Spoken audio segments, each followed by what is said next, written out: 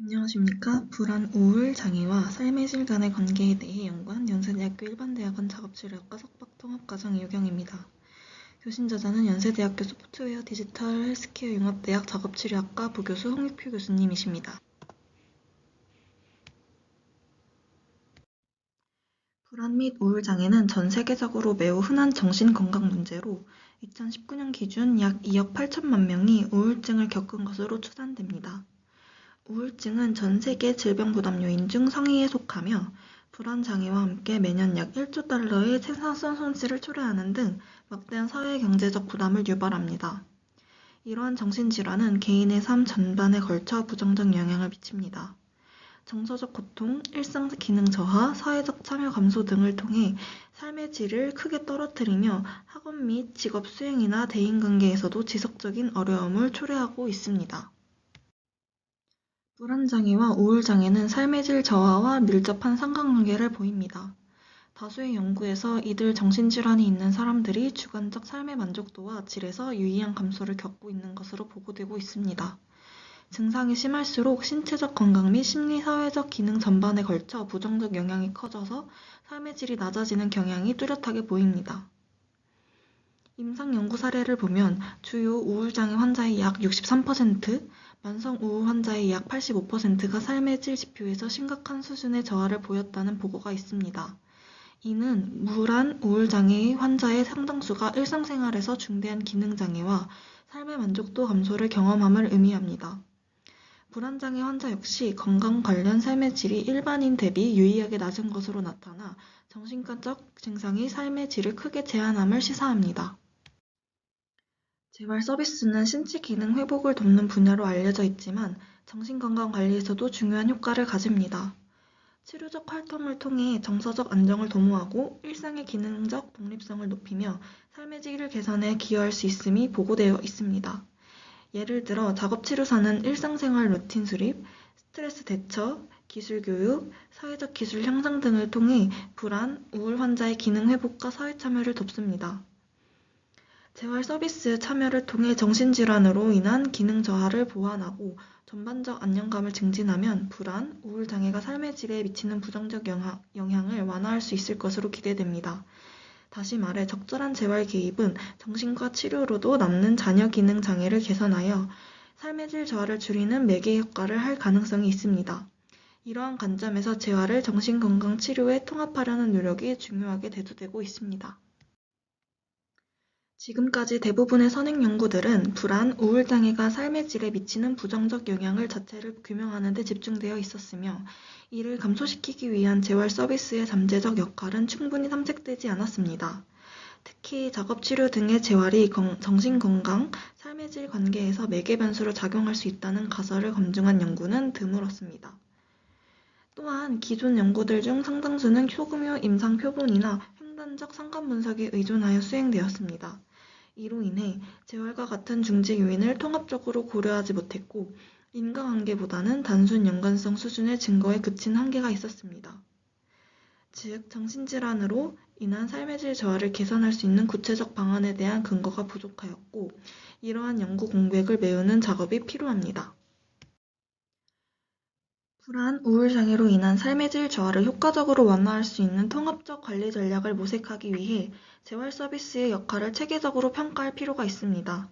특히 앞서 언급한 연구 공백을 고려할 때 재활 치료가 정신건강과 삶의 질 사이에서 어떠한 매개 역할을 수행하는지를 규명하는 연구는 학술적으로나 임상적으로 뜻깊은 의미를 가질 것입니다. 이를 통해 정신건강 치료에 재활을 접목하는 근거를 확보하고 환자들의 기능 회복과 삶의 질 향상을 위한 새로운 접근법을 제시할 수 있습니다. 본 연구는 횡단 자료인 미국 NHIS 자료를 통해 분석하였습니다. 연구 대상자는 NHIS 응답자 중 연구 기준을 충족한 성인 28,594명을 분석에 포함하였습니다. 주요 변수로는 독립 변수인 정신건강 상태, 종속 변수인 삶의 질, 매개 변수인 재활이 있습니다. 본 연구에서 사용한 통계 분석에 대해 설명드리겠습니다. 기술 통계는 NHIS에 참여한 대상자의 인구 통계학적 특성이며 추론 통계는 불안, 우울 장애와 삶의 질 간의 관계에서의 재활의 매개 효과를 검증하기 위해서 카이 제곱, 상관관계, 구조 방정식 모형을 기반한 매개 분석을 실시했습니다. 연구의 결과를 말씀드리겠습니다. 테이블 1은 불안 및 우울 장애 여부에 따른 연구 대상자의 인구 통계학적 특성과 재활 참여 현황을 보여줍니다. 먼저 성별을 보면 불안, 우울 장애가 있는 집단에서 여성의 비율이 66.1%로 대조군인 50.3%보다 높게 나타났습니다.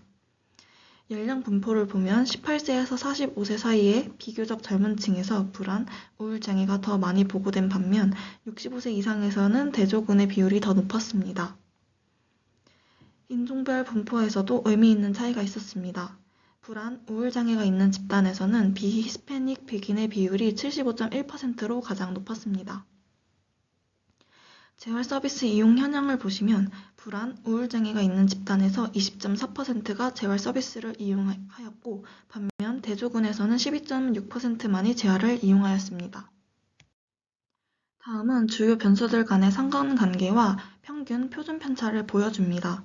먼저 불안, 우울 장애와 재활 참여 간에는 유의한 상관관계가 있었습니다. 상관계수는 0.097로 불안, 우울 장애가 있는 사람들이 그렇지 않은 사람들보다 재활 서비스를 더 많이 이용한다는 것을 의미합니다. 다음으로 불안, 우울 장애가 삶의 질 간에는 유의한 부적인 상관관계가 있었습니다. 상관계수는 마이너스 0.167로 불안, 우울 장애가 심할수록 삶의 질이 낮아지는 경향을 확인할 수 있었습니다. 또한 재활 참여와 삶의 질 간에도 약한 음의 상관관계가 나타났습니다. 상관계수는 마이너스 0.049로 재활을 이용하는 사람들이 평균적으로 삶의 질 점수가 낮게 나타났습니다. 다음으로 매개 분석 결과를 말씀드리겠습니다. 재활 서비스가 불안, 우울 장애와 삶의 질 사이에서 작은 간접 효과를 보였습니다. 재활을 통한 간접 효과는 베타값 마이너스 0.0032로 95% 신뢰 구간은 마이너스 0.0041에서 마이너스 0.0022로 통계적으로 유의했습니다. 디스커션입니다. 집단 차이 및 직접 효과에 대해 설명드리겠습니다. 불안, 우울 장애가 있는 집단과 없는 집단 사이에서 유의한 인구학적 특성 차이를 보였습니다. 정신질환이 있는 집단에서 여성 비율이 66.1%로 대조군보다도 높았고 비히스패닉 백인 비율도 75.1%로 대조군 63.5%보다 높았습니다. 불안 및 우울 장애 유무는 삶의 질에 대한 직접 영향으로 유의하였으며 삶의 질 점수가 유의하게 낮았음을 알 수 있었습니다. 매개 분석을 통해 재활 참여를 경유하는 간접 경로를 검증한 결과 작지만 통계적으로 유의한 간접 효과가 확인되었습니다. 즉, 불안, 우울 장애가 삶의 질에 미치는 영향 중 일부는 재활 서비스 이용을 통해서도 전달된다고 볼 수 있습니다.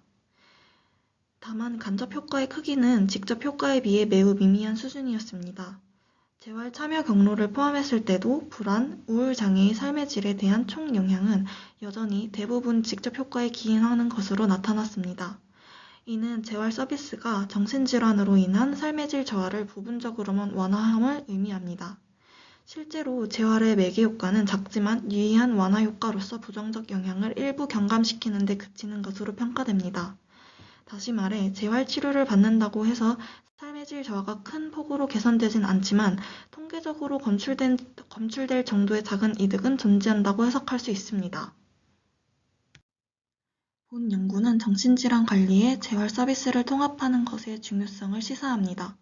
불안, 우울 장애로 삶의 질이 저하된 환자들에게 재활 치료를 병행함으로써 기능 회복과 사회 참여 증진을 도모합니다. 통합적 접근은 단순 증상 완화에 그치지 않고 환자의 전인적 회복을 지원하여 삶의 질을 높일 수 있다는 점에서 임상 현장에서 통합적 치료 모델에 적용을 할 필요가 있었습니다. 향후 사회적 지지나 경제적 요인 등 재활 개입이 시간 경과에 따라 삶의 질을 향상시키는지 검증하여 재활을 포함한 다각적인 정신건강 개입의 장기적 효과를 평가할 필요성은 있습니다. 제가 준비한 내용은 여기까지이며 질문이 있으신 경우 아래 메일을 통해 보내주시면 감사하겠습니다. 참고 문헌입니다. 이상으로 발표를 마치겠습니다. 감사합니다.